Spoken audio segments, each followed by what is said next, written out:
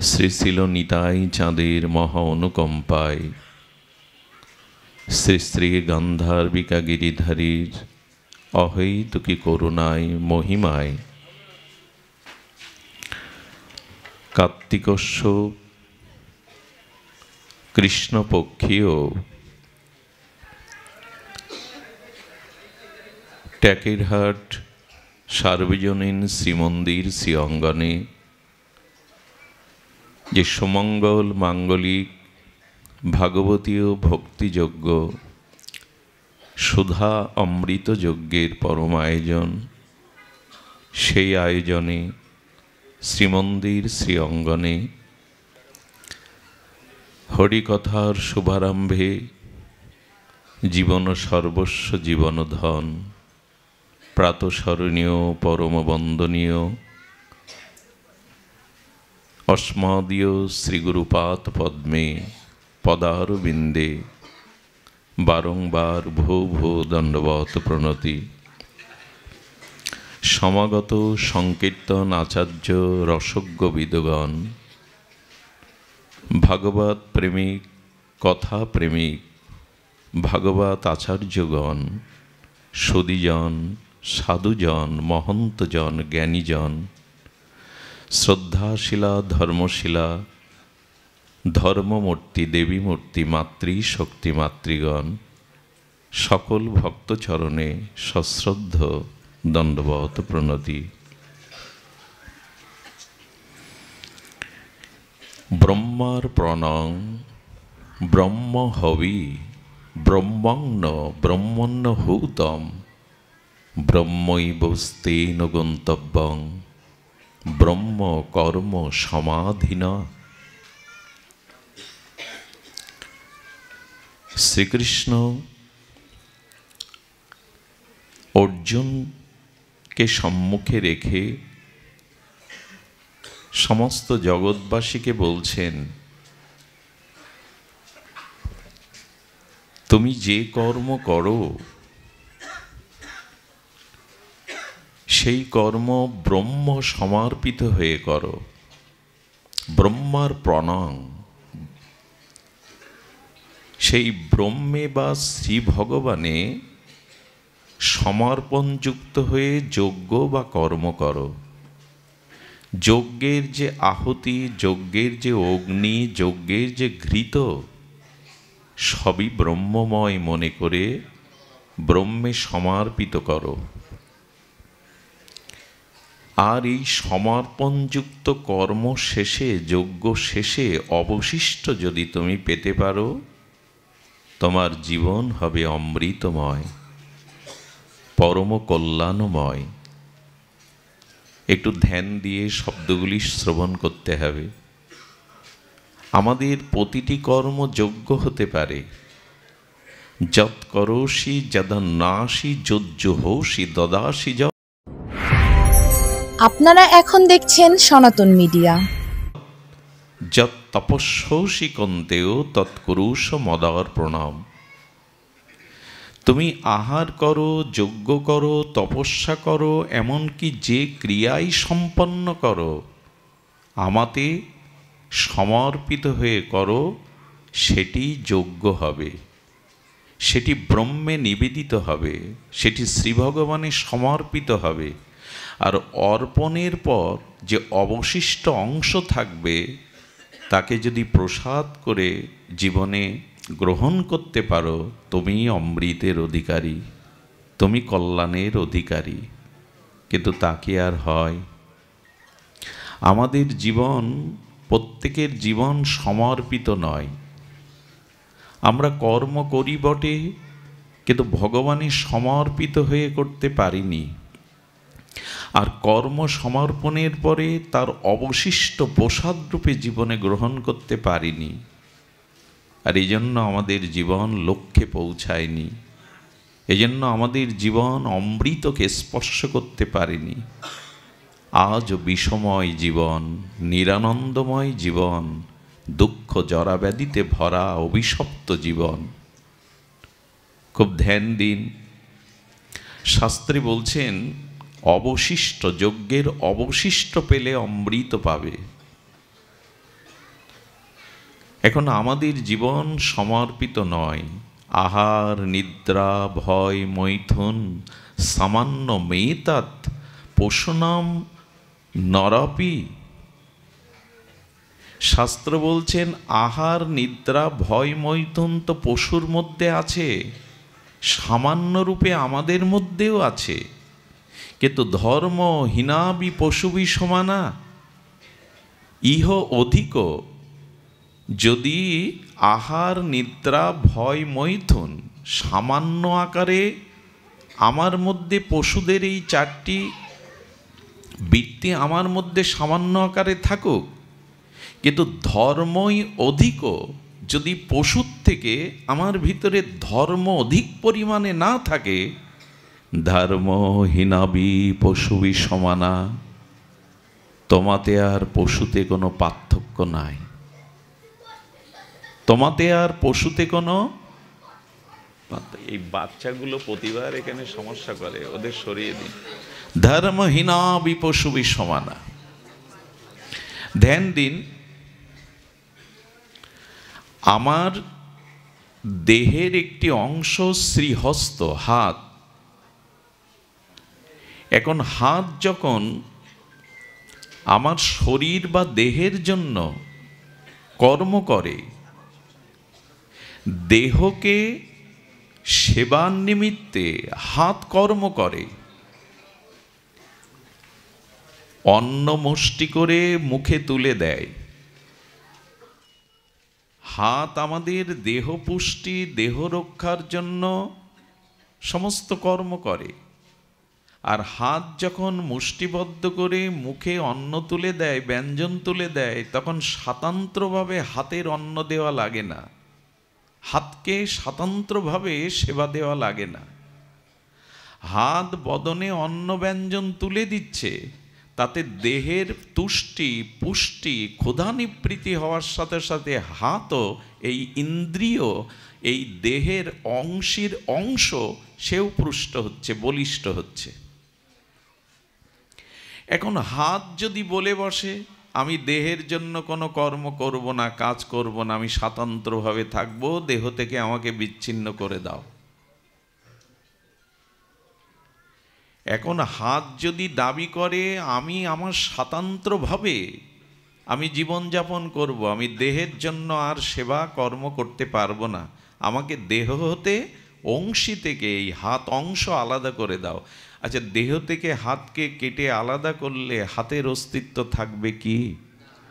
পরিণতি কি হবে? এক টুকরো পচা গলা মাংস হাড়। ঠিক এই কথাটি ভগবান বোঝাতে চাইছেন, যৎ করৌষি যদ নাসি যজ্জুহৌষি দদাসি যৎ যৎ তপস্যৌষি কন্তেয় তৎকুরুষ মদার প্রণাম। তুমি যা কিছু করো তা আমাকে অর্পণ করে করো, আমাকে সমর্পণ করে করো। অর্থাৎ হাত অংশ, দেহ অংশী, অংশের কর্তব্য হলো অংশীর সেবা করা, তাহলে অংশ সুস্থ থাকবে। কিন্তু অংশী দেহের সেবা না করে হাত যদি স্বতন্ত্রভাবে আলাদা হতে চায়, হাতের বল, হাতের অস্তিত্ব, হাতের চিহ্ন থাকবে না, পচা গলা রক্ত মাংসে রূপান্তরিত হবে। ভগবানও যেন বলতে চাইছেন তুমি আমারই অংশ, তুমি আমাতে কর্ম সমর্পণ করো, আমাকে সেবা করো। তুমি যদি আমার সেবা না করে, আমাতে সমর্পণ না করে স্বতন্ত্রভাবে চলতে চাও, তোমার কোনো অস্তিত্বই থাকবে না, তোমার কোনো অস্তিত্ব টিকবে না। এখন প্রভু অংশী, আমি অংশ, মামই বাংশ জীবলোক জীবভূত। জীব ভগবানের অংশ, সেই অংশ যখন অস্বীকার করে ভগবানকে সেবা করব না, তাকে সেবা করব না, আমি স্বতন্ত্র, আমি আলাদা, তখনই সে অমৃত না পেয়ে বিষ পায়, ধ্বংস হয়, পতন হয়। তাই আমাদের এই জীবনের প্রতিটি কর্ম ভগবানে সমর্পিত হওয়া উচিত। আর যজ্ঞের শেষে যে অবশিষ্ট থাকে, সেই অবশিষ্ট পেলে, অর্থাৎ এই সমস্ত ভগবানকে নিবেদন করে তবে যদি বেঁচে থাকা যায়, তবে ওখান থেকে ভোগ নয়, প্রসাদ আসবে। ভগবানে আমরা যা নিবেদন করি, ভগবানে আমরা যা নিবেদন করি, সেটা পরে আমাদের কাছে কি ভোগ হয়ে আসে না প্রসাদ হয়ে আসে? প্রসাদ হয়ে আসে। তেমনি আমার জীবনের প্রতিটি কর্মই যজ্ঞ, প্রতিটি কর্মই পূজা।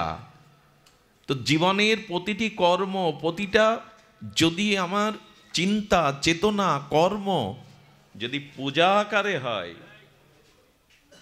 এখানে বসো, যদি পূজা আকারে হয়, তাহলে সেটি প্রসাদ হয়ে আসবে। গোবিন্দ বলছে ওটা অমৃত হয়ে আসবে। সুধীজন, এই সমর্পিত কর্ম যদি না সমর্পণ করতে পারি, তাহলে আমাদের অস্তিত্ব আর আমাদের জীবন অমৃতময় না হয়ে বিষময়, বিষবৎ হয়ে যাবে। এ প্রসঙ্গে একটু সামান্য আলোচনা। আহার নিদ্রা ভয় মৈথুন সামান্য মেতাৎ পশুনাম নরনাম। দেখুন, জন্তু, জানোয়ার, ইতর প্রাণীর মধ্যে যে চারটি স্বভাব আছে, মানুষের মধ্যে সামান্য আকারেও সেটি আছে। লক্ষ্য করুন, আহার পশুদেরও আছে। একটি কুকুর আহার করে, শূকর আহার করে, করুক সে 20টা আহার। আর মানুষ সর্বশ্রেষ্ঠ লেজ্জপেয় আহার করুক, ক্ষুধা নিবৃত্তি বা আহারের সুখ দুইজনের সমান। শূকর 20টা আহার করে তার যে ক্ষুধা নিবৃত্তি করে, সুখ পায়, মানুষ সর্বশ্রেষ্ঠ লেজ্জপেয় এই খাদ্যগুলো গ্রহণ করে তারও ক্ষুধা নিবৃত্তি হয়, তারও খাদ্যের পুষ্টি হয়। আহার পশুদেরও আছে, আমাদেরও আছে। নিদ্রা, বরঞ্চ এই কথাতে পশুরা এগিয়ে। পশুরা খুব তাড়াতাড়ি ঘুমাতে পারে, ওদের ঘুমের বড়ি খেতে হয়। বাংলাদেশে 10% মানুষের ঘুমের বড়ি না খেলে ঘুম হয় না, আর আমেরিকা 25% মানুষ ঘুমের বড়ি খায়। পশুদের লাগে ঘুমের বড়ি, দিব্যি ঘুমায়। আমাদের মেডিসিন দিয়ে ঘুম, যেটা স্বাভাবিক ঘুম মানুষের, সেটা নাই। সুধীবৃন্দ, এই জন্য পশুদের নিদ্রা আমাদের নিদ্রার থেকে সুখকর। এত গভীর নিদ্রা হয় ওদের, ভোরবেলা পাখিগুলো কলকুঞ্জনে ভৈরবীর আগে ডেকে ওঠে, আমাদের ঘুম ভাঙতে চায় না। ওদের ঘুমটা পরিপুষ্টি হয়। ঘুম আমরাও ঘুমাই, হয়তো ওরা কোনো ঠোঁটে করে খড়কুটো এনে বাসার মধ্যে, অথবা শূকরটা কোনো নর্দমার মধ্যে পড়ে ঘুমায়। ঘুমের সুখ একই, বরঞ্চ আমাদের থেকে ওদের সুখ ঘুমের আরও। এখন মানুষের গাঢ় ঘুম হয় না, যাকে সুষুপ্তি বলে। জাগ্রত, স্বপ্ন, সুষুপ্তি। এখন জেগে আছি, যখন ঘুমিয়ে পড়লাম, ঘুম যাদের খুব গাঢ় নয়, নিবিড় নয়, তারা স্বপ্ন দেখতে থাকে, ঘুমের মধ্যে স্বপ্ন দেখতে থাকে। যখন স্বপ্ন দেখবেন, ঘুমটা তখন গাঢ় হয়নি, সুষুপ্তি হয়নি। আর যখন কোনো স্বপ্ন নেই, গাঢ় নিদ্রা, সব ভুলে গেলেন, তাকে বলে সুষুপ্তি। আত্মার সাথে তখন যোগ হয়ে যায়। আর মানুষ যেদিন এই গাঢ় গভীর সুষুপ্তি নিদ্রায় অভিভূত হয়ে যায়, উঠেই প্রশস্তি লাভ করে বলে, অনেক দিন বাদে বড় সুখ পেলাম। স্বপ্নও ছিল না, জাগ্রতও ছিল না, আত্মার সাথে লীন হয়ে গিয়েছিল, কিছুই মনে ছিল না। এই জন্য ওইটা পরমানন্দ সুখ হয়। পশুদের ঘুম আমাদের থেকে আরো বেশি ভালো। আর মৈথুন, মানুষের কাম কামনা দ্বারা বংশ বিস্তার করে, পুত্রকন্যা, ওরা আরো বেশি করে। ওদের যে কাম সুখ, কামনার সুখ পশুদের মানুষের থেকে বেশি। আচ্ছা, ভয় আমাদের আছে, আত্মরক্ষার জন্য আমরা ঘর বাঁধি, সেবক রাখি, ব্যাংকে টাকা গচ্ছিত রাখি, সোনাদানা রেখে দিই, ভূত ভবিষ্যতের সঞ্চয় করে দিই নিজেকে রক্ষার জন্য। পিপিলিকাগুলো খাদ্য সঞ্চয় করে, পশুরা কিছুটা রেখে দেয়, তারাও একটা গুহার মধ্যে নির্ভয় হয়ে থাকতে চেষ্টা করে। তো মানুষের সাথে ওদের পার্থক্য কি? যদি সামান্য আকারে আমার মধ্যেও এই গুণগুলি থাকে, পশুর থেকে বিশেষ কিছু না থাকে, তো আমাতে পশুতে পার্থক্য কি? আহার নিদ্রা ভয় মন্থনাঞ্চ সামান্য মেতাত পোষণাম নরম, ধর্ম অধিক ধর্মহীনা বিপশু বিষমানা। মানুষের মধ্যে যদি ধর্ম না থাকে, ত্যাগ না থাকে, বৈরাগ্য না থাকে, তবে ত্যাগহীন বৈরাগ্যহীন ভগবৎ ভজনহীন মানুষ পশুর সমান। সুধীজন, এই জন্য ভগবানকে সেবা করতে হবে। হাতের অংশী দেহকে সেবা করা, তবে হাত বাঁচবে, তবে হাত সুস্থ থাকবে। দেহ থেকে আলাদা করে ফেললে হাত পচে যাবে, মাংসের টুকরো। এ কথা কবে বুঝবো যে আমরা ভগবানের অংশ? ভগবানকে সেবা করা, ভগবানকে সন্তুষ্টি করাই হলো আমাদের জীবনের সর্বোত্তম প্রাপ্তি। এটা বঞ্চিত হলে আমরা অমৃত পাবো না, বিষ পাবো, ধ্বংস হয়ে যাব। এই জন্য অংশীর সেবা করাই অংশের কর্তব্য। জীবনে আমাদের লক্ষ্যটা কি? স্বামী বিবেকানন্দ চিকাগোয় গিয়েছিলেন জাহাজে ভারতবর্ষ থেকে। তখন বিমানের আর ছিল কি না আমি জানি না, সম্ভবত ছিল না, জাহাজেই লোক আমেরিকায় পাড়ি দিত। স্বামীজি যখন যাচ্ছেন, একজন ভারতবাসী যুবক পড়াশোনার জন্য আমেরিকা যাচ্ছে। তো স্বামীজি চুপচাপ সমুদ্রে নীল জলের মধ্যে নিজে গুরু চিন্তা, ভগবত চিন্তা মননে ডুবে আছেন। মাঝে মাঝে গুনগুন করে গান গাচ্ছেন। কিন্তু ওনার জীবনের লক্ষ্য তো মানুষের জাগরণ। সূর্য হয়ে এসেছেন জগৎকে আলোকিত করবার জন্য, ত্যাগ বৈরাগ্য শিক্ষা দেওয়ার জন্য। পাশের ভারতীয় যুবককে বলছেন, আপনার সাথে একটু কথা বলতে পারি? বলে, হ্যাঁ বলুন স্বামীজি, কি জানতে চান? বলে, আপনি কোথায় যাচ্ছেন? আমেরিকাতে। কি জন্য? ইঞ্জিনিয়ারিং পড়ার জন্য। আচ্ছা, ইঞ্জিনিয়ারিং পাশ করে কি করবেন? বলে, ভারতবর্ষে চলে আসবো। ভারতবর্ষে এসে তারপর কি করবেন? তারপর বড় অফিসার হবে, ইঞ্জিনিয়ার অফিসার। অফিসার হয়ে কি করবেন? উনি বারবার ক্রমে জিজ্ঞাসা করছেন, অফিসার হয়ে কি করবেন? বলে, অফিসার হওয়ার পরে বড় পদ পাওয়ার পর অনেকগুলো অর্থ রোজগার করতে শুরু করব। তারপর কি করবেন? তারপর সুন্দরী একটা কন্যাকে বিবাহ করব। বলে, তারপর কি করবেন? ওই সুন্দর একটা বাড়ি বাংলো করব। তারপর কি করবেন? আরে তারপর কি করবো? ছেলে মেয়ে হবে। বলে, তারপর কি করবেন? বলে, ওদের বড় করব। তারপর কি করবেন? ওরা বড় করলে আমার কর্ম অবসান নেব, বৃদ্ধ হয়ে যাব। বলে, তারপর কি করবেন? বৃদ্ধ হয়ে গ্রামের বাড়িতে বা কোথাও বাস করব। বলে, তারপর কি করবেন? বলে, তারপর মরণ ছাড়া আর কি, তারপর মরতে হবে। স্বামীজি বললেন, এছাড়া জীবনের আর কোনো লক্ষ্য নেই। তাই আমাদের কাছে প্রশ্ন করুন, আমরা এই পথের যাত্রী। লেখাপড়া শিখব, চাকরি করব, বড় বাংলো বাড়ি করব, সুন্দরী স্ত্রী হবে, ব্যাংক ব্যালেন্স ধন দৌলত থাকবে, পুত্রকন্যা বড় হবে, আমি বৃদ্ধ হব, অবসরে যাব, মরব, শ্মশানে পুড়াবে। তারপর এই জন্য ভগবান পাঠিয়েছিলেন। স্বামীজি হুঙ্কার দিলেন, এই জন্য আপনি জগতে এসছেন সৃষ্টির শ্রেষ্ঠ বিবেক বুদ্ধি প্রদান মানুষ হয়ে, এই আত্মকেন্দ্রিক আত্মসুখের জন্য। আমাদের একটি বিশেষ কাজের জন্য স্রষ্টা ঈশ্বর পাঠিয়েছে। সেই কাজ হলো পরম ঈশ্বরকে লাভ করা, এই জন্ম মৃত্যু চক্র থেকে নিজেকে উদ্ধার করা, জগৎ জীবের কল্যাণ করা। আজ 99% মানুষ এই আত্মকেন্দ্রিক। চাকরি বাকরি, টাকা, অর্থ, বিত্ত, ভোগ বিলাস, একদিন মরলাম, চিতায় পড়লাম, তারপরে কি জানা নেই। এটা জীবন হতে পারে না।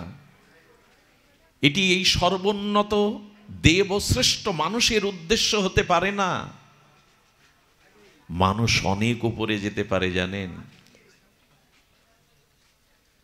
মশামাছিগুলো মরে গেলে এদের আত্মা এই যে ভূ জগৎ থেকে উপরে উঠতে পারে না।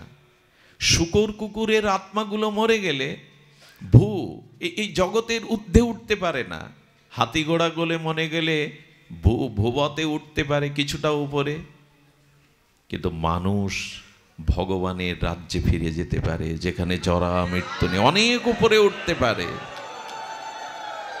পশুরা মৃত্যুর পরে ওদের আত্মার আমাদের 7টা স্তর আছে। ভূ ভুব স মহ জন তপ সত্য। এই যে 7টি স্তর, ভুব যেমন পৃথিবীলোক, গন্ধর্বলোক, দেবলোক, পিতৃলোক, ব্রহ্মালোক, এরপরে বৈকুণ্ঠ, বৈকুণ্ঠের পরে বিরজা, বিরজার ওপরে 700 নিত্য গোলক বৃন্দাবনের ভগবান। এরকম স্তর আছে। আমি মরার পরে আমার কর্ম অনুযায়ী সেই স্তরে যাই। আমার কর্ম অনুযায়ী আমি সেই স্তরে যাই। গন্ধর্বলোক আছে, পিতৃলোক আছে, দেবলোক আছে, ব্রহ্মালোক, সত্যলোক আছে। কোন জায়গায় যাব? মানুষের স্থান অনেক উপরে, এটা জন্তু জানোয়ার যেতে পারে না, কারণ তারা ইষ্ট উপাসনা, ভগবত উপাসনা, তাদের কর্ম সমর্পণ করতে পারে না। মানুষের উচিত এই দিকে ধ্যান দেওয়া। এভাবে গতানুগতিক একটা জীবন খেয়ে পরে মরতে আসেনি মানুষ। দেবতাদেরও থেকে উন্নত এই দেবদুর্লভ মনুষ্য জন্ম, মানুষ অনেক উপরে যেতে পারে, অনেক উঁচুতে যেতে পারে, কিন্তু সেই লক্ষ্যটা তো স্থির হওয়া উচিত। আমি যে সেবক, আমি যে দাস, জীব নিত্য কৃষ্ণ দাস, এই অভিমান কবে আসবে? আমি ভগবানের দাস, আমি কামের দাস নই, দেহের দাস নই, সংসারের দাস নই, আমি গোবিন্দের নিত্য দাস। এই স্বরূপ পরিচয় ফিরে না এলে বোঝা যাবে না এই মনুষ্য জীবন কত উন্নত। আমি ভগবানের দাস, সংসারের দাস নই। স্ত্রী পুত্র কামনা দেহের দাস হয়ে বসেছি আমি, কিন্তু আমার পরিচয় মহাপ্রভু বললেন জীব নিত্য কৃষ্ণ দাস। গৌড়ীয়গণ, আচার্যগণ বললেন আমি রাধারানীর কিঙ্করী, মঞ্জুরি। আমার স্থান, আমার গতি অনেক উপরে, অনেক উপরে, যা দেবতারাও চিন্তা করতে পারে না। কিন্তু আমরা কোথায়? সেই তো সংসার, স্ত্রী পুত্র, ভোগ বিলাস, জগৎ নিয়েই মাতামাতি করছি। আমরা কোনো কর্ম কি ভগবানের সমর্পণ করে করতে আমাদের প্রেরণা আছে, আমাদের উদ্দেশ্য আছে? যে জীবনের প্রতিটি কর্ম পূজা, প্রতিটি কর্মই যজ্ঞ, প্রতিটি চিন্তা, প্রতিটি বাক্য, প্রতিটি কর্ম, প্রতিটি ভাবনা ভগবানের সমর্পিত হতে হবে, তবেই অমৃত পাবো। নাহলে যজ্ঞ শেষে অবশিষ্ট পেলে অমৃত পাবো, কিন্তু অর্পিত না হলে, ভোগ নিবেদন না হলে প্রসাদ কোথায় পাবো? সবই তো বিষ। আজ আমাদের জীবন বিষময়, আর আমরা জেনে শুনেই বিষ পান করছি। বিবেক কিছুটা তো মানুষের আছে, চেতনা তো মানুষের আছে, কিন্তু না, জেনে শুনেও আমি বিষ পান করছি।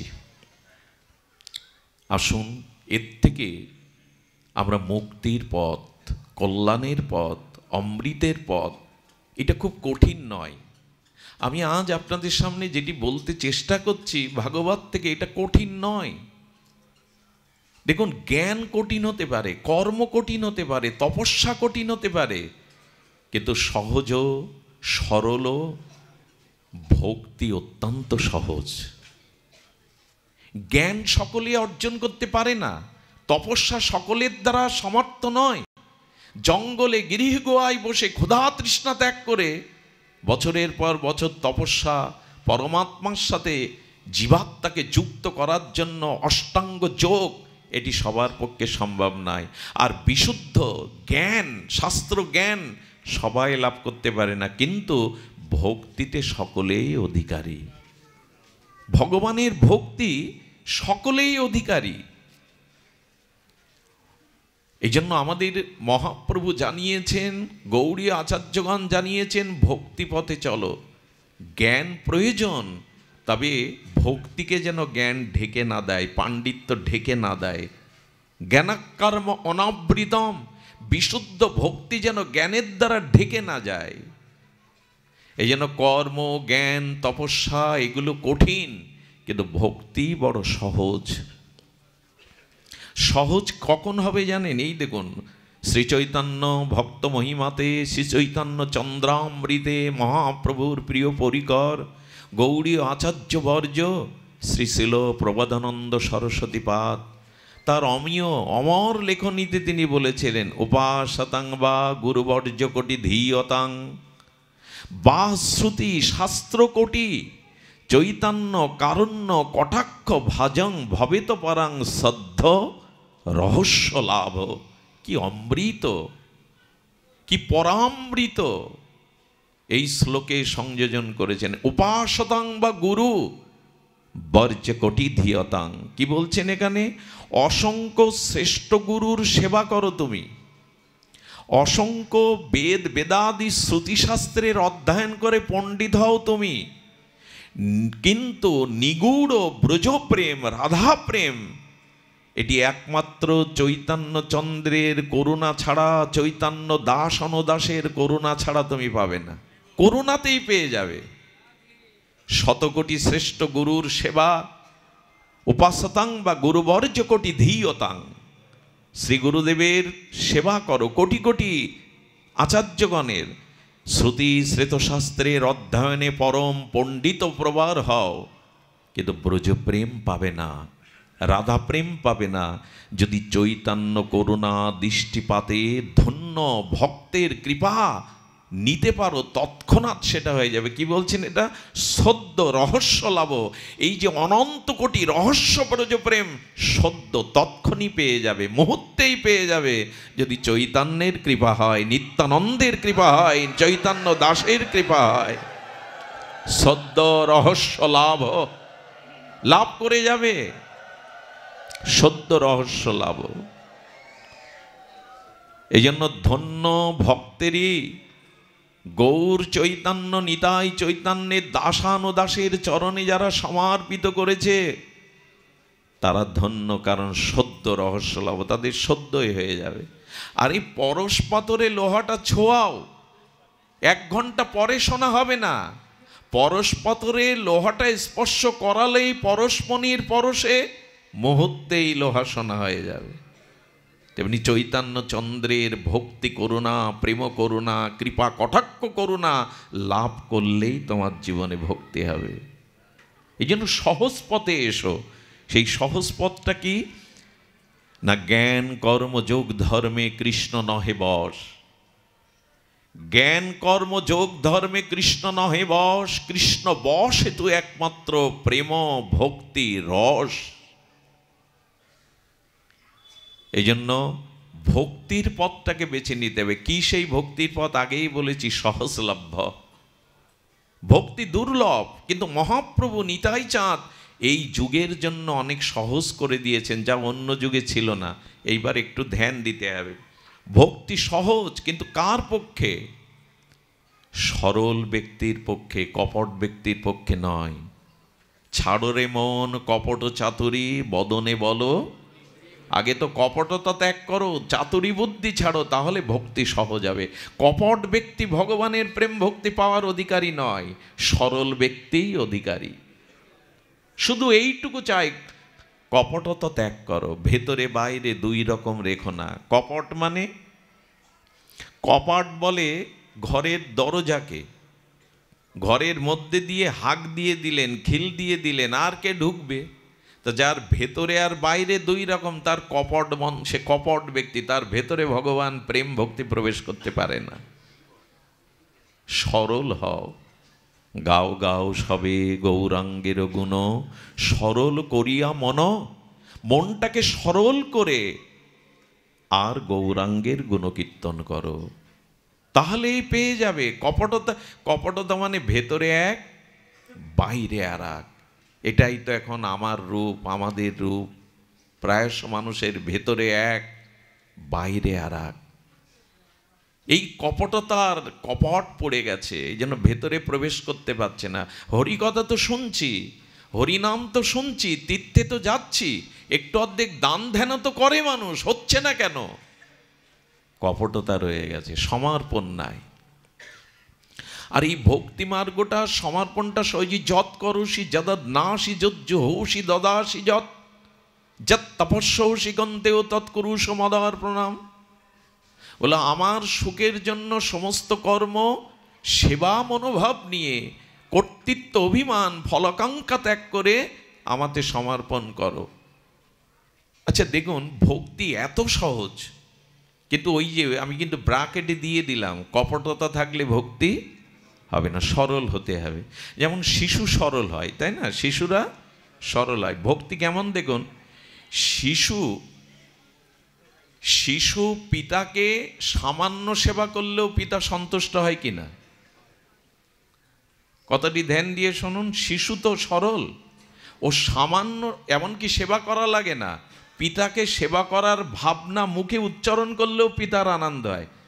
ছোট শিশু যদি বলে বাবা তোমার চশমাটা এনে দেব, এতে বাবার আনন্দ হয় কিনা?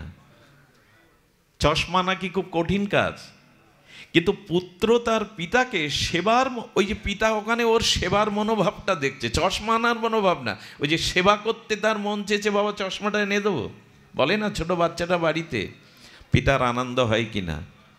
চশমা খুব ভারী জিনিস, দু হাত বাড়ালেই পাওয়া যায়, তো পিতা আনন্দ পাচ্ছে কেন? ওর ভাবনাটা।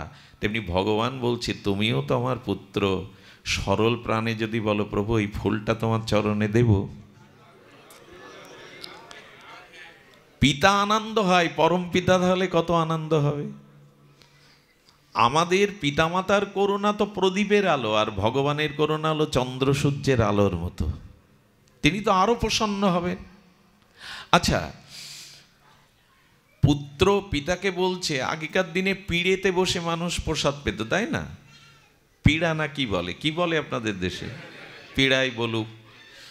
তো বাবা আমি পিড়াটা এনে দিই, তুমি বসে এখানে বসে পাও, পিড়াটা তুলতে পারছে না, বল কম তো শিশু, পিতা দৌড়ে গিয়ে ওর ওই কাজটা নিজে করে, আর কোলে নিয়ে যত্ন করে বলে হ্যাঁ আমার জন্য আমার খোকা আমার কন্যা পিড়ে বয়ে আনছে, আনতে পারলো না তবু প্রসন্ন হয়, বাবাই তো তুলে নিল, কিন্তু ওর যে সেবার মনোভাব, এতে তিনি প্রসন্ন হয়ে যান। ভগবান বলছেন ভক্তিতে বেশি কিছু করতে হবে না, ওরকম সরল প্রাণে আমাকে আনন্দ দানের জন্য একটু সেবা ভাবটা মনে রাখো, ফুল তুলবো, মালা গাঁথবো, একটু গৌর চরণে দেব, রাধারানীর গলে দেব, এইটুকু করতে পারো না, না পারুন, ওই যে ভাবছেন ভগবানকে সুখ দেবেন সেবা দেবেন, এতেই ভগবান রাজি হয়ে যায়। কিন্তু ইচ্ছাটা জাগে কই? ইচ্ছাটা আমাদের জাগে কই? শাস্ত্র এই জন্য বলছেন একটি বিধি একটি নিষেধ, ঘুমাবেন না দয়া করে কেউ, অনেক মা ঘুমাচ্ছেন, বাবাদের চোখেও ঘুম, এই ঘুমালে আমার খুব কষ্ট হয়, কারণ আমি ঘুমাই না তো অন্য কেউ ঘুমাক এটা আমি চাই না। আমার বাড়ি যেতে 4টে, 4:30, 5টা বেজে যায়, ভোর হয়ে যায়, আমি ঘুমাই না তো আপনি ঘুমাবেন কেন? জেগে থাকুন। সামনে কাউকে ঘুম দেখলে বুকে খুব ভাগবত হারিয়ে ফেলি আমি, এটা ঘুমার জায়গা না, ঘুমাবেন না, অলসতা আনবেন না। এইগুলো একবার অভ্যেস হয়ে গেলে কিন্তু আর মানুষ অভ্যাসের দাস। এক জায়গায় 15 দিন পাঠ হচ্ছে, তো 5 দিনে একজন পিলারের গায়ে একটু বসতে ভালো লাগে, পিলারের গায়ে বসেছে, 6 দিনের দিন উনি আসাতে দেখে পিলারের গায়ে দখল করে আরেকজন বসে গেছে, তখন উনি বলছেন কি আপনি একটু সরে যান, এই জায়গাটা আমার, 5 দিন ধরে তো আমি বসছি, এই জায়গাটা একটু সরে যান। ওই যে 5 দিন বসেছে মানে অভ্যাসে ওই জায়গাটা নিজের করে ফেলেছে। তাই একদিন পাটে ঘুমাবেন, প্রতি পাটে ওই বসলেই ওই একই অবস্থা আসবে, মানুষ অভ্যাসের দাস। এটা আমি দেখেছি, যারা পাটে ঘুমায় এরা সব জায়গায় ঘুমায়, এটা আমি দেখেছি ফলো করে, এটা উচিত নয়। নিদ্রা জয় করাও একটা সাধনা। দেখুন আমাদের বিজয় কৃষ্ণ গোস্বামী ছিলেন, উনি ঘুমাতেন না, নিদ্রা জয়ী মহাপুরুষ। অর্জুনও খুব কম ঘুমাতেন, এই যেন গুড়াকেশ বলে ডাকতেন ভগবান। অর্জুনও নিদ্রা। অর্জুন কেন বীর? দ্রোণাচার্য দিনের বেলায় যে অস্ত্র শিক্ষা দিত, একদিন কৃষ্ণ উঠে দেখে অর্জুন নদীতে গিয়ে ওই ঢেউয়ের তরঙ্গের উপরে বাণ লক্ষ্যবান করে বাণ শিক্ষা করছে, ঢেউয়ের তরঙ্গের উপরে সারা রাত জেগে ওই ওই অনুশীলন করছে। কৃষ্ণ বললেন অর্জুন তো বিশ্ববিজয়ী হবে যার চেষ্টা আছে, অধ্যাবসায় অনুশীলন। দেখুন আগে বললাম আপনি জঙ্গলে গিয়ে গোয়ায় বসে বছরের পর বছর ক্ষুধা তৃষ্ণা শীত গ্রীষ্ম তপস্যা করতে পারবেন না, কিন্তু ভাগবত আসরে এক নাগাড়ে 3 ঘন্টা মনস্থির করে চোখ খোলা রেখে বসাটার নাম তপস্যা। তপ সহা, তাপ সহাকে বলে তপস্যা। এই যে কষ্টটা সহ্য করা, হরির জন্য, হরি কথার জন্য, সাধু সঙ্গের জন্য, হরি কথামৃতের সঙ্গামৃতের জন্য 3 ঘন্টা দেহের কষ্টটাকে সহ্য করার নামই হলো তপস্যা। তপস্যা মানে ওই মেরুদণ্ড সোজা করে উদ্ধপদে হেডমুন্ডে গিরিগুহায় কলিযুগেও তপস্যা নাই, সবাই পারবে না। 3 ঘন্টায় এক জায়গায় নিদ্রা অলসতা ত্যাগ করে এই কষ্ট সহিষ্ণু তাপ সহা, তাপ মানে কষ্ট সহার নাম হলো তপস্যা। আচ্ছা, তপ এর বানানটা উল্টালে কি হয়? তপ মানে তপস্যা ভগবানের হৃদয়। বলে আমাকে হৃদয়ে ধরতে গেলে, বসাতে গেলে তপস্যার পাত্র চাই, তপস্যা ছাড়া আমাকে। আর তপস্যার অর্থ কি করলাম? এই 3 ঘন্টা এখানে কষ্ট স্বীকার করা। এই যে ভগবত কথা শোনার জন্য, সাধু সঙ্গ কথামৃত পালনের জন্য শরীরের কষ্টটা সহনশীল করা। কি বলবো আমাদের। আচ্ছা, আপনি সারাদিন দোকানদারির করে যখন টাকা গোনেন, কষ্ট হয় তো? টাকা গুনতে কষ্ট হয়, কয় লাখ কয় হাজার। বরঞ্চ কেউ যদি আসে, বউ ছেলে মেয়ে, তাদের দিকে পরে কথা বলো, সময় নেই। মালা জপ করতে ঘুম আসবে কেন? এটা অর্জন না, এটা উপার্জন না আপনার? ওই টাকা তো নিয়ে যেতে পারবেন না, নাম জপটা পরকালের সাথে যাবে। কিন্তু মানুষের অনেক জন্ম অভ্যাস না, এলা মালা জপ করতে বললে ঘুম আসে, টাকা জপ করতে বসলে ঘুম। এখন যদি এসি বাসে করে ব্যান্ড বাজাতে বাজাতে, মাইক বাজাতে বাজাতে বরযাত্রী নিয়ে যায় আপনাদের, ঘুমাবেন? এখন ঘুমাচ্ছেন কেন? কষ্ট স্বীকার করার, তাপ সহ্য করার নাম হলো তপস্যা। এই তপস্যা যার নাই, তার হৃদয়ে ভগবান বসবে না, পাত্র হলো। আচ্ছা, তপ মানে তপস্যা, এই বানানটা উল্টান। তপ বানান উল্টালে কি হয়? পত, ত প, কি হবে কার্তিক দা? পত মানে পতন। তপস্যা যার নেই, তার পতন অবশ্যম্ভাবী। জয় রাধে। তপস্যা যার নাই, তার পতন অবশ্যই হবে। তপ বানান উল্টালে হয় পত মানে পতন, তার অবশ্যই পতন হবে। এই জন্য ঘুমায়েন না। এক জিনিসের জন্য যারা ঘুমাচ্ছিল তাদের ধন্যবাদ দিতে হয়, ওদের জন্যই তো এই কথা বেরোলো। মাঝে মাঝে ভগবতের সব আনন্দময়। একবার হচ্ছে কি, কেশিঘাটে মুরারি মোহনে পাঠ হচ্ছে, তো ভগবান শ্রীকৃষ্ণের জন্মাষ্টমী জন্মের কথা যেই বলতে গেছে, ভগবানের আবির্ভাবে আনন্দ ছড়িয়ে পড়েছে, বাইরে থেকে কোন দুষ্ট বালক টিনের উপর ইট ছুঁড়ে মেরেছে। তখন পাঠক পুণ্ডরিক উনি বলছেন কি, এই দেখুন ভগবান আসবেন আর শব্দ হবে না, বাজিয়ে হবে না, তাই হয়, ওই দেখুন শব্দ হচ্ছে। কিছু কিছু ঘটনা ভাগবতের সাথে মিলে যায়। একবার বারবার কারেন্ট অফ হচ্ছে পাঠে, বারবার যদি শব্দযন্ত্র অফ হয়, শ্রোতাদের শ্রুতি মধুরতা থেকে বিঘ্ন ঘটে। পাঠক এত বুদ্ধিমান, বলে আমি আপনাদের কার কথা শোনাচ্ছি? বলে কৃষ্ণের কথা। কৃষ্ণের গায়ের রং কেমন? কালো। তা কৃষ্ণের বর্ণনা যখন দিচ্ছি, মাঝে মাঝে কারেন্ট অফ হয় তো কালোই নেমে আসছে, কৃষ্ণকে দেখুন না ওর মধ্যে। তো সব পরিস্থিতিতেই রাজি থাকলে দুঃখ আর এসে, যাদের বললাম তারা কষ্ট পাবেন না। আপনাদের জন্য 2টো ভাগবত বেরোলো, ধন্যবাদ। তবে ঘুমাবেন না। যে কথা বলছিলাম, পুত্র পিতার পীড়াটা তুলতে পারছে না, পিতা এগিয়ে যায়, এগিয়ে বলে খোকা দাও, আমি তুলছি। কিন্তু সন্তুষ্ট হয়ে চুমো দিয়ে দেয়, আহা আমার খোকা আমার জন্য পিড়ে আনছে। আচ্ছা, এতে পুত্রের খুব পরিশ্রম হয়, কঠোরতা আছে। শুধু ভাবনা বাবার পীড়েটা, ভগবান যেন বললেন আমি তো তোমার পরম পিতা, বাবা ওইগুলো দেখা বন্ধ করো, সামনে নাড়াচাড়া করলে আমার পাঠ বন্ধ হয়ে যাবে, এগুলো পরে দেখো। কি বলছিলাম? ভগবান বলছেন তোমার জগতের পিতার থেকে কোটিগুণ স্নেহ, কোটিগুণ করুণা তোমার প্রতি আমার। তুমি শুধু একটু ভাব রাখো যে আমি ভগবানে কর্ম সমর্পণ করব, ভগবানে একটু সেবা, তার প্রসন্নতা করব, এইটুকু ভাবুন না। সারা দিনের মধ্যে 24 ঘন্টা দিন রাত, কিন্তু কতটুকু ভাবি ভগবানের সুখের কথা?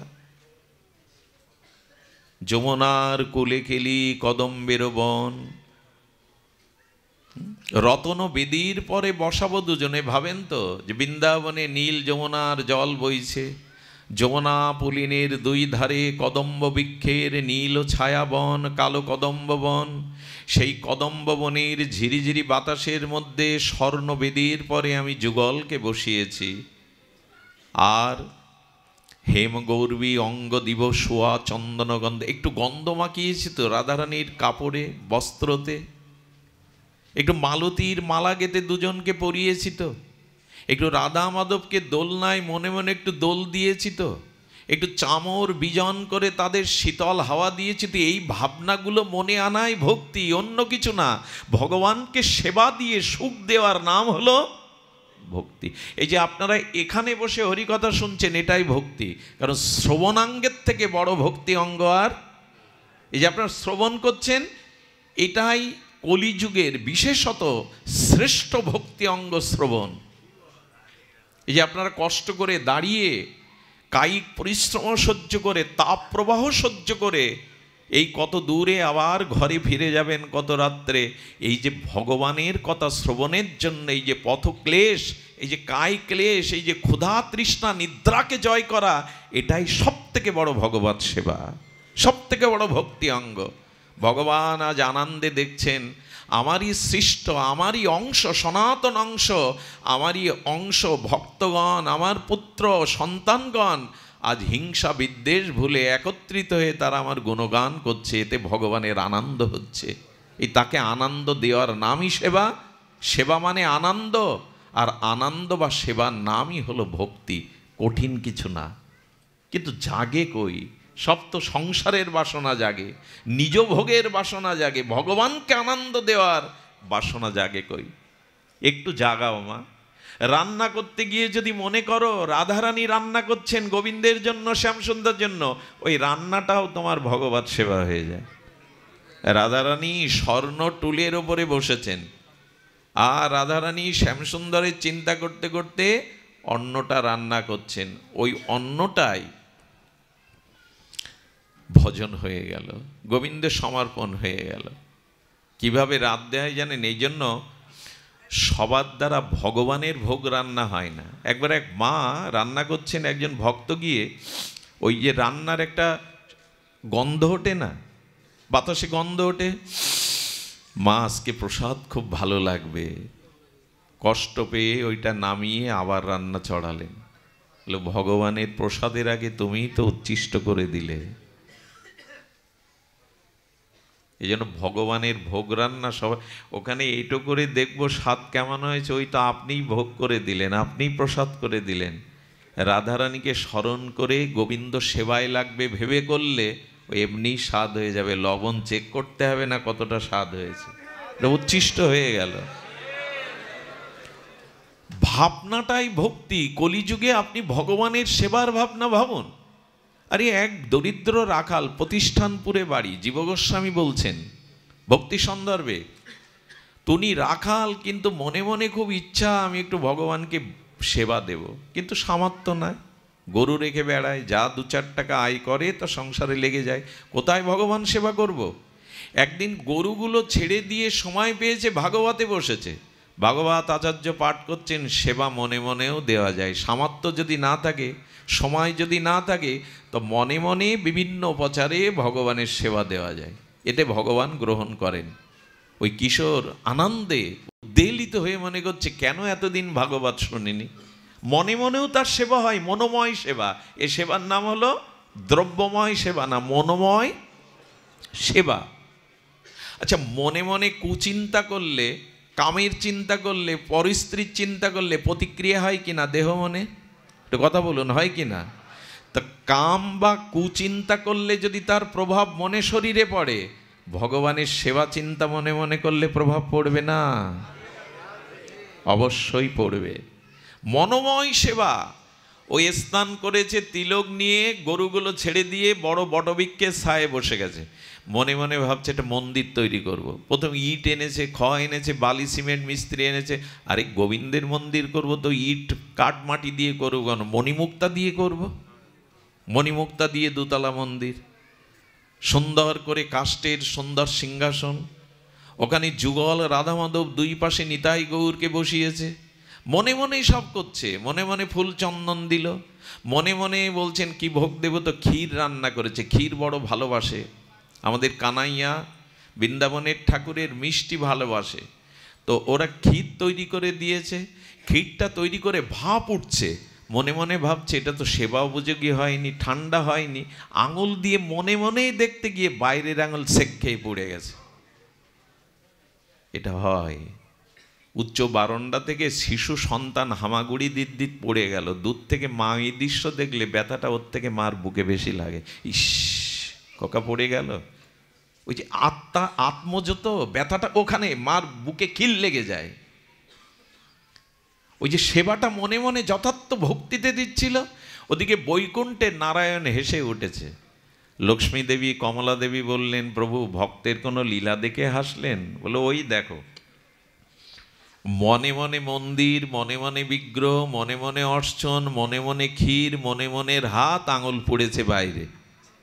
লক্ষ্মী দেবী বলতে তা কি হয়, মনের ক্ষীরে বাইরের আঙুল পড়ে? বলে দেখো না তুমি। বলে দেখবো কি, তাহলে ওকে তুলে আনি। বলে আমি আর যাব না। ওকে বিমান পাঠালেন, বিমান পাঠিয়ে বললেন, আচ্ছা মৃত্যুর পরে তো কোনো পুণ্যাত্মা ভগবত আত্মা বৈকুণ্ঠে যায় চতুর্ভুজ ধরে, ওকে সরাসরি বিমানে করে লক্ষ্মী দেবী সেবক নিয়ে গিয়ে বললেন তোমার আঙুলটা দেখি। বৈকুণ্ঠে যাওয়ার পরে দেখে আঙুল ছেঁকে এসে বলছে, তোমার নারায়ণের সেবার এত বিলাস, তো এক কাজ করো, আর ফিরে যেতে হবে না, এখানে বসে বসেই সাক্ষাৎ সেবা করো তুমি। এটা জীব গোস্বামী বলছেন। এখন মনটাকে তো তার ভাবনাটা দিন, মনে মনেও করতে যদি অলসতা থাকে তার যাব কোথায়? শোনেন, মনের মধ্যে ভগবানের নাম রূপ লীলা সেবা এই ভাবনাগুলো ঢোকান, ওই মনে আর কিছু ঢুকবে না। এটাই মনকে শান্ত করার, মনকে সুস্থ করার, মনকে সন্তুষ্টি করার, মনের প্রসন্নতার এটাই একমাত্র মহাঔষধি। ভগবানের নাম রূপ লীলাকে মনে দিয়ে দিন, ওইখানে আর কিছু বসবে না। কিন্তু এটা তো আমাদের রুচিতে আসতে হবে, অনুভবে আসতে হবে, না হলে হবে না। আমি বলছিলাম ভক্তি সহজ, শুধুমাত্র তাকে একটু সেবার। তবে হ্যাঁ, এখানে দুটো জিনিস বলেছিলাম, কঠিন করে ফেলেছি, সরলতা নাই। এই যেমন বিশ্বাস করে নিল এই রাখাল, সে বিশ্বাস করেই সেবা করলো। আরেকটি জিনিস হলো সরলতা যেমন চাই, আর ভগবানকে ভালোবাসতে গিয়ে নিজের কোনো সুখের চাওয়া পাওয়া যদি চেয়ে বসেন, তাহলেও ভক্তি কঠিন হয়ে যাবে। এই কথাটি একটু মন দিন। আমি বারবার অনুরোধ, প্রতি পাঠে দেখবেন আমি একবার করে এই প্রসঙ্গটা আনি, প্রতি পাঠে। বলে কেন আনো? বলে বারবার শুনতে শুনতে বলতে বলতে যদি হৃদয়ে একটু দাগ কাটে, সেটা হলো ভগবানের কাছে নিজের কোনো সাংসারিক চাওয়া পাওয়া এটা নিয়ে যাবেন না, হাজির হবেন না। কারণ আপনার কি প্রয়োজন, এটা যেমন পিতামাতা ভালো বোঝে সন্তানের কি প্রয়োজন, এই জন্য মায়ের থেকে যে বেশি ভালোবাসে জানবেন ও রাক্ষস, ও আপনাকে গিলে খাওয়ার জন্য পুতনা সেজে এসছে। মায়ের থেকে জগতে যদি শাশুড়ির বেশি ভালোবাসে, অন্য মা যদি বেশি ভালোবাসে, জানবেন আপনি গেছেন, রাক্ষস আপনাকে গিলে খাওয়ার জন্য প্রস্তুত। সুধীজন, এই জন্য কলিযুগের উল্টো হয়ে গেছে। আমি দেখেছি জামাই ষষ্ঠী হয় না, জামাই ষষ্ঠীর দিন জামাই বন্ধু বান্ধব নিয়ে যায় কোন শাড়িটা পছন্দ, এরপর থালায় করে পান সুপারি দিয়ে পীড়ের ওপরে বসিয়ে মাথায় করে দিয়ে তারপর ঘটা করে প্রণাম করে। নিজের গর্ভধারিণীকে এইভাবে আনুষ্ঠানিকভাবে প্রণাম করে না। এই জন্য আমাদের ভিতরে এই যে চাওয়া পাওয়া নিয়ে ভগবানের কাছে যাওয়া, এটাতে প্রেম ভক্তি হবে না। শ্রীকৃষ্ণ কি বলছেন? প্রভু কহে আমা ভজে মাগে বিষয় সুখ, চৈতন্য চরিতামৃতের পয়ার। এগুলো হৃদয়ে লিখে নিতে হবে। গোবিন্দ বলছেন, কৃষ্ণজি বলছেন, প্রভু কহে আমা ভজে, আমার ভজনা করছে, অথচ টাকা দাও, সুন্দরী রমণী দাও, মান সম্মান দাও, ছেলের চাকরি দাও, মেয়ের ভালো জামাই দাও, আমায় ভজছে, অথচ বিষয় চাচ্ছে। প্রভু কহে আমা ভজে মাগে বিষয় সুখ, অমৃত ছাড়ি বিষ মাগে এত বড় মূর্খ। গোবিন্দ তাকে মূর্খ বলছেন। আচ্ছা, কখনো যদি প্রেসিডেন্ট বা দেশের প্রধানমন্ত্রী আপনার সাক্ষাৎকারের সুযোগ দেয়, তা আপনি গণভবনে গিয়ে বলবেন একটা লাউ দিন, গণভবনে ভালো লাউ ধরেছে। রাষ্ট্রপতি মহোদয়ের কাছে দেখা করতে গেলে লাউ কুমড়ো চাইতে হয়, রাজবাড়ি গেলে রাজধন চাইতে হয়, ভগবানের কাছে গিয়ে চাইতে হয় ন ধনং ন জনং ন সুন্দরিং কবিতাং বা জগদীশ কাময়ে মম জন্ম জন্মনীশ্বরে রাহিত কি ভক্তি তয়ি। চৈতন্য মহাপ্রভু শ্রীকৃষ্ণ পরতত্ত্ব প্রেমাবতার অবতার শিরোমণি মহাপ্রভু আমাদের এই মন্ত্র শিখেছেন, হে মাধব, হে রাধারানী, আমি ধন চাই না, মান চাই না, সুন্দরী রমণী চাই না, কবিত্ব প্রতিভা যশ খ্যাতি চাই না, জন্মে জন্মে তোমার চরণে অহেতুকি ভক্তি দাও। হেতু নাই, তোমাকে ভালোবাসছি এর মাঝখানে কোনো হেতু যেন না এসে দাঁড়ায়, নিজের কোনো সুখ বাঞ্ছা যেন এসে না দাঁড়ায়। আজ যদি এই ব্যাসপীঠে বসে মনে করি আমাকে 30,000 টাকা দিতে হবে, কন্ট্যাক্ট করে আসি, এর নিচে দিলে হবে না, 1 ঘন্টার বেশি আলোচনা করতে পারবো না। আর যদি মনে করি আজকের আলোচনা এমন করে বুদ্ধিদীপ্ত কূট কৌশলে করতে হবে যাতে মনে করে এই বক্তার কাছে অন্য বক্তা ম্লান, কেউ এর সমান নয়, এই ভাবনা নিয়ে যদি এখানে বসেন তো শেষ। ভক্তি তো বনে মরুক, কার জন্মে কোথায় জায়গা হবে তার ঠিকানা পাবেন না। এই জন্য কোনো নিজের বাসনা, স্বার্থ বাসনা নিয়ে ভগবানের কাছে যেতে নেই। ওটা উপাসনা হয় না, ওটা ভজন হয় না, ওটা কামনাই হয়। উপাসনা শব্দের অর্থ হলো উপযুক্ত আসনা ইতি উপাসনা। উপাসনা মানে ভগবানের নিকটে মনে মনে গমন করা, তার চরণে নিজেকে বসা, তার নিকটে বসা, এর বলে উপাসনা। তো ভগবানের চরণে গিয়ে যদি ছেলের চাকরির চিন্তা করি, আমি কি ভগবানের চরণে আছি না ছেলের চাকরির মধ্যে আছি? তোমার পূজার ছলে তোমায় ভুলে থাকি। লোক দেখছে আমি ঠাকুর ঘরে পূজা করছি, গোবিন্দ বলছে এরা কপট, এরা ছল চাতুরি করে, যারা মন্দিরে দরজা দিয়ে ভগবানের ধ্যানের ভাবনা ভেবে বিষয় চিন্তা করে মনে মনে, এরা কপট। এই জন্য দয়া করে একটু প্রস্তুতি নিয়ে যান। প্রস্তুতিটাই প্রভু, নিজের কিছু চাই না, তুমি সুখী হও, তুমি আনন্দ পাও, আমাকে তোমার চরণের দাস করে নাও, যাতে তোমাকে সুখ দিতে পারি, সেবা দিতে পারি। এই কথাগুলো বললেই মনে আনন্দ হয়। আর যারা এই ভজন করে, গোবিন্দ তখন বললেন, প্রভু কহে আমা ভজে মাগে বিষয় সুখ, অমৃত ছাড়ি বিষ মাগে এত বড় মোর, আমি বিজ্ঞ তাহে বিষয় বিষ কেন দিব, সচরণামৃত দিয়া বিষয় ভোলাইব। গোবিন্দ বলছেন কামনা বাসনা নিয়ে আসলেও যদি শুদ্ধ হরিকথা, শুদ্ধ সাধুসঙ্গ পাও, তবে ধীরে ধীরে তোমার ওই কামনাকে আমি তাড়িয়ে দিয়ে বিতাড়িত করে ওখানে প্রেম ভক্তি দিয়ে দেব। প্রথম অবস্থায় কামনা বাসনা থাকবে, ও যতই আমি বলি আমাদের প্রথম অবস্থায় নিজের সুখ সুবিধা চাওয়া পাওয়া থাকবে, কিন্তু ধীরে ধীরে ধীরে ধীরে যখন বুঝতে শিখব, তখন ধীরে ধীরে যেন মন থেকে ওটা চলে যায়। তোমার সেবা ছাড়া, তোমার সুখ ছাড়া আমি অন্য কিছু চাই না।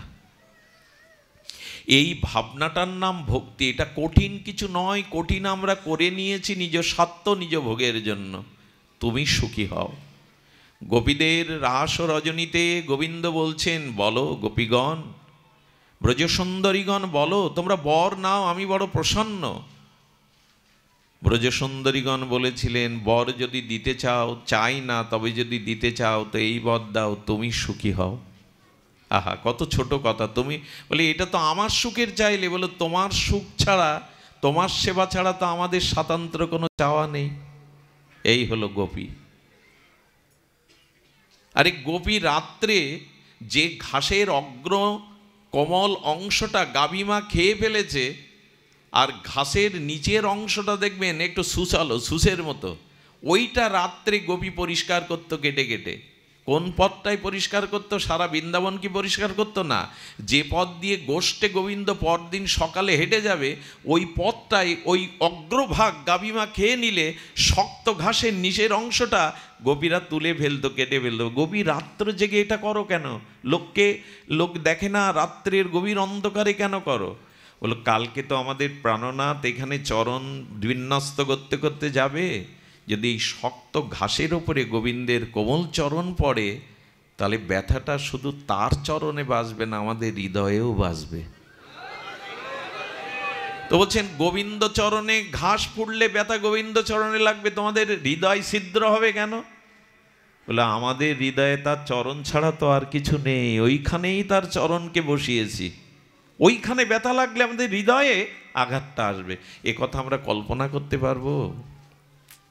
রুক্মিণী দেবী কুরুক্ষেত্রে বৃন্দাবন এবং মথুরা এবং বৃন্দাবন মিলনে রাধারানীকে একটু তপ্ত দুগ্ধ খাইয়েছিলেন। রাধারানীর সৌন্দর্য মাধুর্য দেখে রুক্মিণী দেবী দুধটা ঠান্ডা করতে পারেনি, গরম দুধ খাইয়ে দিয়েছেন।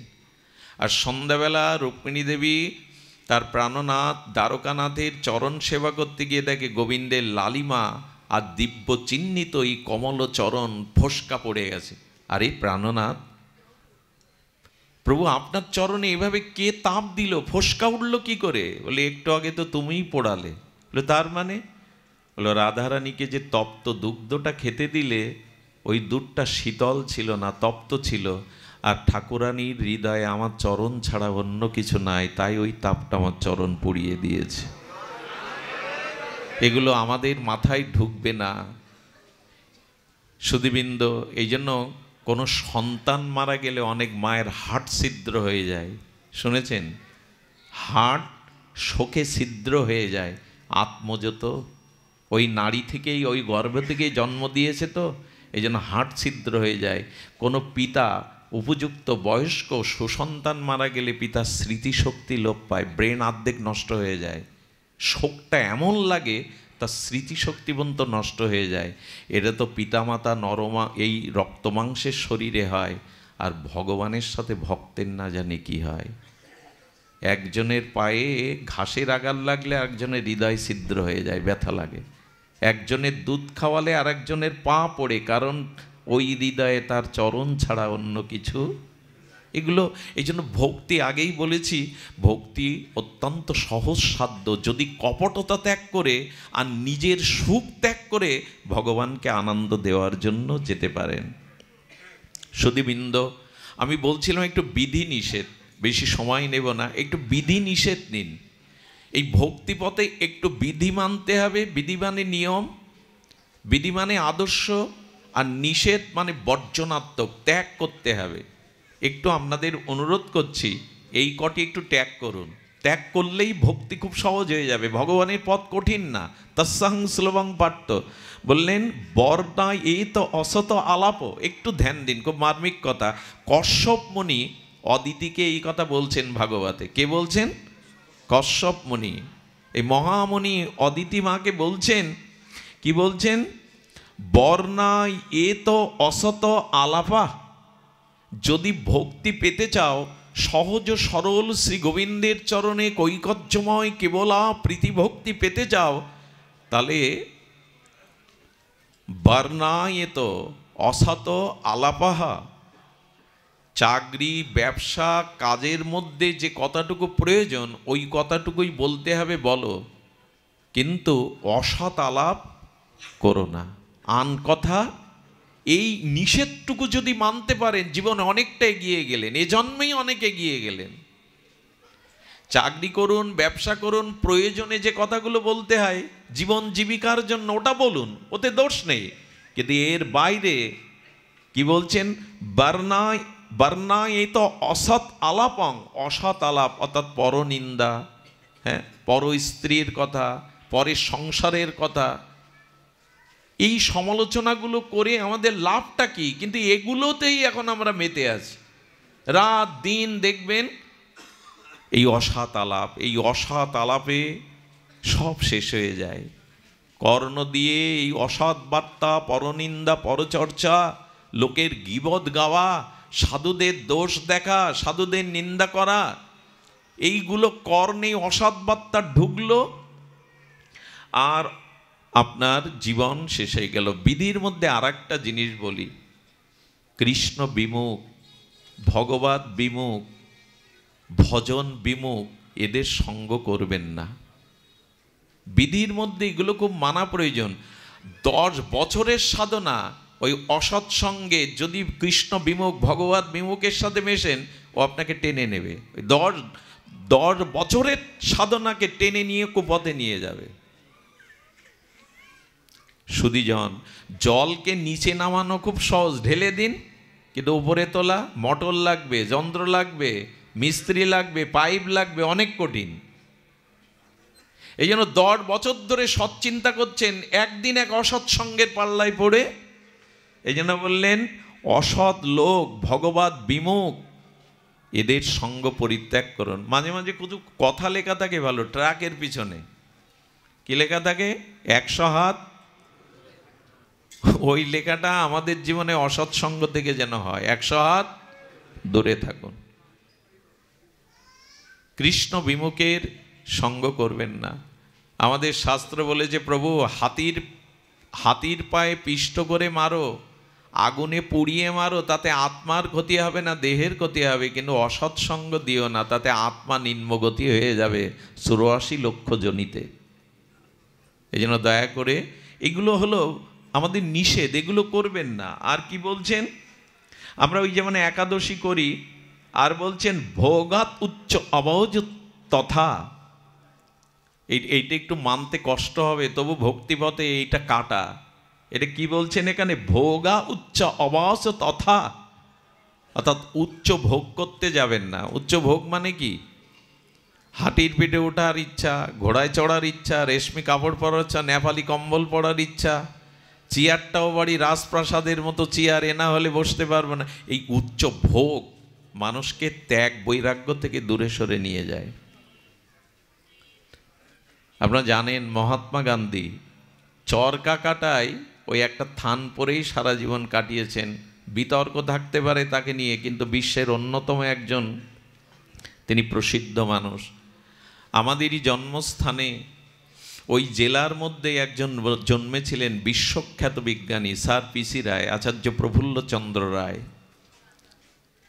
সারা বিশ্বের একজন বিখ্যাত এই বিজ্ঞানী স্যার পিসি রায় ওই 4 হাতে একটা ধুতি, এই একটা থান আর গায়ে একটা থান পরতেন। বিদ্যাসাগর মহাশয় সারা জীবন তাই পড়েছেন। এরা নমস্য, এরা প্রণম্য। এই জন্য খুব উচ্চ ভোগের চিন্তা থাকলে হোটেলে যদি খেতে হয় শেরাটনে, বসতে যদি হয় বাড়িতে চেয়ারে, তো একবার ওই যে নবাব বাদশারা যে চেয়ার করতে, ওতে বসতে হবে। এই যে রেশমি কাপড় পরতে হবে, নেপালি কম্বল ছাড়া আমি গায়ে, হ্যাঁ, যদি এরকম উচ্চ ভোগের চিন্তা থাকে, এই ভোগ আপনাকে ভক্তিপথ থেকে ভগবানের সুখদে দূরে সরিয়ে নিয়ে যাবে। আবার নিচ ভোগও ভালো না। উচ্চ ভোগও যেমন ভক্তির বাধা, নিচ ভোগও, আমি সাধারণ করেই বলছি, ভক্তিপথে যেতে বিধিনিষেধ কি, নিচ ভোগটাও ভালো না। নিচ ভোগের কথা বলতে ভালো লাগে না, এটা ইন্ডিয়াতে বেশি দেখি, এরকম করে চেলে দেয়, খোরনে না কি বলে একে, খৈনি নাকি, এইসব ভোগও ভালো না। পান খাবেন খান, আমার তাতে আপত্তি নেই, 4-5টা মিশাচ্ছে ওতে, জর্দা, তামাক, চুন, খয়ের, এইগুলো নিচ ভোগ, এগুলো ঠিক না। আমাদের আবার আছে মহাপ্রভু পান ভোগ দিতে হয় বলে পান, আমরা 4-5টা পাবো, এরকম না। অনেকেই আবার মহাপ্রভুকে দেওয়ার নাম করে পায়। পান খারাপ জিনিস না, ভেষজ, কিন্তু তাতে যেসব মিশায় আমরা, একজনের কাছে দেখি কটু রয়েছে, 4 মুখের কটু, ওইখানে এক থেকে এক রকম বের করে, এগুলো ঠিক নাই। নিচ ভোগটাও ঠিক না। আজকে কালী পূজা তা একটু খেয়ে নিলাম, এরকম নিচ ভোগ ঠিক না। এইসব জিনিসগুলো ভাবা ঠিক না। উচ্চ ভোগও যেমন ঠিক না। মহাপ্রভু বলেছিলেন রঘুনাথ দাস গোস্বামী, ভালো না খাইবে, ভালো না পরিবে, গ্রাম্য বার্তা না কইবে, গ্রাম্য না শুনিবে। সুধীবৃন্দ, এই জন্য ভক্তি বড় সহজ, তবে কপটতা ত্যাগ করে সরল হৃদয়ে ভগবানের সাথে সম্বন্ধ করুন। এই হরিকথা শ্রবণ, হরিকথা জিহ্বায় কীর্তন, নয়নে গোবিন্দের মাধুর্য, চরণবদন দর্শন, ভক্তবদন দর্শন, এগুলির মধ্যে দিয়ে ভক্তি হবে সহজ সরল। সুধীবৃন্দ, আপনাদের সবার মঙ্গল হোক, কৃষ্ণ ভক্তি হোক। আমি অত্যাচার করে অনেকটা বেশি সময় নিয়ে বসেছি, এই জন্য আপনাদের চরণে ক্ষমা প্রার্থনা করে যারা এই অনুষ্ঠানের আয়োজন করেছেন তাদের কৃষ্ণ প্রাপ্তি, ভগবত প্রাপ্তি হোক।